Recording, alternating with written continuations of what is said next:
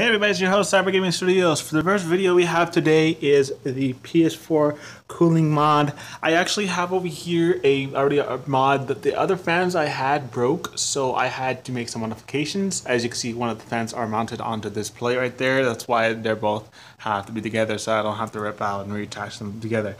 So I had just disassembled everything for the PS4, but if you want to do the show, if you want to do this to your PS4, then there's a link in the description. There is a tutorial that you can it's from another YouTuber, so I'm just gonna link that video in the description, and you can check that out and show you how to disassemble to get to the CPU. Another thing we have on the other side, I just cleaned up the PS processor. I think we should clean up. I need to clean up the other area of the board. I don't know why this shows white, but it's fine. I don't know why it shows white, but that's completely fine. But it's not gonna bother the processor as much. So what we are going to do is we are going to replace the thermal compound on the PS4. As you can see, I already cleaned the thermal paste compound, and then we are going to be doing something with the RAM chips. So, but first off, before we get to the RAM chips, we have what you're going to need for this project is you're going to need thermal pads, which I have in here. I haven't opened it yet, and as well a brand new Arctic Silver 5 thermal paste. This is one of the best ones you can use for your PS4. It lasts as long, and I usually change it every 6 months, and this was supposed to be changed. So let's get on with it. I'm gonna be putting the camera down. Actually, hold on. I'm gonna be putting the camera down for just a moment so I can get these thermal pads out, and I'll see you guys when I do. Alright, so I had the thermal pads out and I just unpacked them, and this is what they look like. There's like 100 pieces in here, I think. I'm not fully sure. What we're going to do is we are going to modify the board, so we're going to be putting thermal pads on each and every chip we see as possibly as good as possible, as much as we can. We don't want to overdo some of the thermal pads, but we're going to have to take one by one out, so we're going to have to go. And this one works differently because I have to pull it for some odd reason. I have to pull the red thing and pull it out, and then we're going to be deciding where to put these. I think this has. No, we're not going to do that. We're not going to do that. We're not going to do this because I don't want to overdo everything. But we're gonna go in the back. We're gonna go in the back. I know one fell. Oopsie daisy.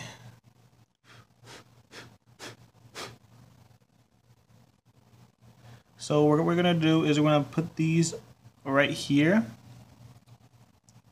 and we're gonna take these old crappy Sony ones out.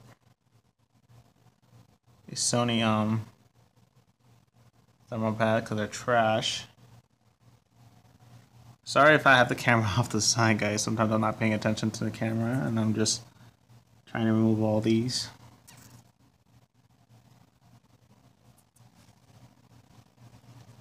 This video is not that going to be very long as to compare to my other tutorial videos, just because I'm trying to save as much time as possible. So I'm gonna be putting in the thermal pads. New high quality thermal pads.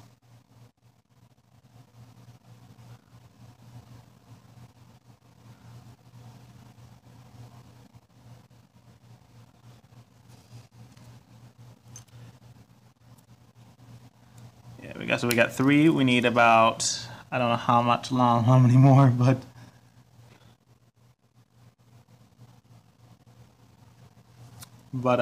once I actually done with this, I'll show you guys after what it looks like after, because it's kind of hard holding camera and doing this at the same time. So when I'm actually done putting this all together, then I'll show you guys after that. So I'll show you. We'll be right back.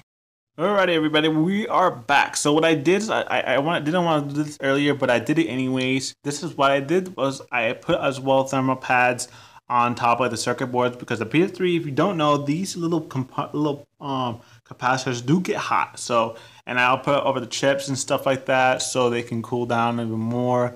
and I haven't applied thermal paste. But if we look in the back as well, the thermal pads are now well placed. There are also thermal pads on these chips as well. There are some will be some chips that I'm not going to be putting any thermal pads on because one, they're either too small or they don't really need them. So as I said, this is going to be like a really amazing cooling mod. It's going to cool the temperature of the PS4 and as well the chips, so the chips don't overheat and they can last really long for a long ass time. So let's get started with the thermal paste. So what we're going to do is I'm going to place this board right on top of here because I do not want them to touch the floor. We're going to put our thermal padding to the side. We are going to be taking our thermal paste, if I can bloody find it. What is that thermal?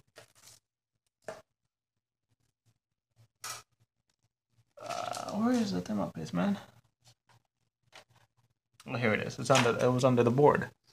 Okay, so we're gonna take it.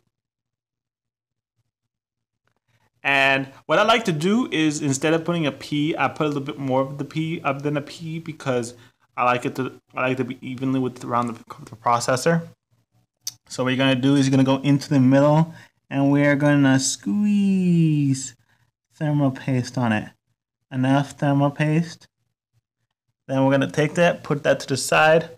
And what I usually like to do is I usually either take an item and smudge it together. But since I don't have an item, a specific item, we are going to use our fingers. So you can use your fingers to do this. Either way, just remember your fingers will get dirty. And I like to spread it evenly around the processor. And that's pretty much what we'll do. And if you like, you can do an additional coating, which you just put a P and that's it. You just put a P in the middle and that's it.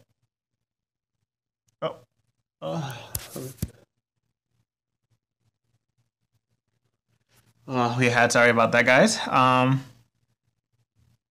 We had a little issue with hair on my fingers. So now we're ready to put back down the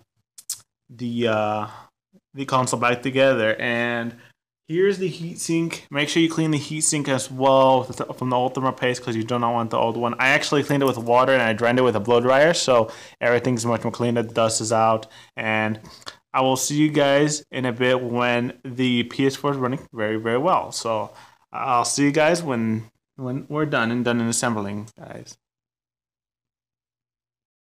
Alright, we're back and we have finally flawlessly finished the modification to our PS4. This is not more like of a mod, just more like improving the coolingness. And as you can see, I have my PS4 here. I know you guys can't see the camera, the fans very well, but there's one fan here and there's one fan here. I have a big fan with clocked at 12 volts, which is clocked at 5 volts actually. And this one's another 12 volt fan, but it's clocked at 5 volts. So I'll show you how this works. So basically, this fan's duty is to bring the air in. This big fan's duty is to bring the air out. So it's like a cycle. So it brings the bad air out, good air in, and it does the repeat process over again. As you can see here, I know you guys can't feel it, but I can feel really cool temperatures of the PS4. It's not that hot as it used to be, and if I run a game, which I'll probably run, say I'm gonna run Share Factory, and it's gonna run it very fast, really smoothly now. I'll load it in just a second. There we go. Look how fast I loaded. Now I don't know how the Share Factory. I think Share Factory might up to speed, but it's really been improved. So that's pretty much all the tutorial I have for guys. If you guys want to see how to do this, on how to disassemble your PS4, I'll have a tutorial in the description. You guys can check that out. And later today, I'll be posting the PS4 Remote Play tutorial, but 2 of them because I need to do 2 videos with root and without root. So, and there'll be more in-depth videos. So thank you guys for watching. I hope you guys enjoy, and don't forget to drop a like if you did enjoy, and don't forget to subscribe. Peace out.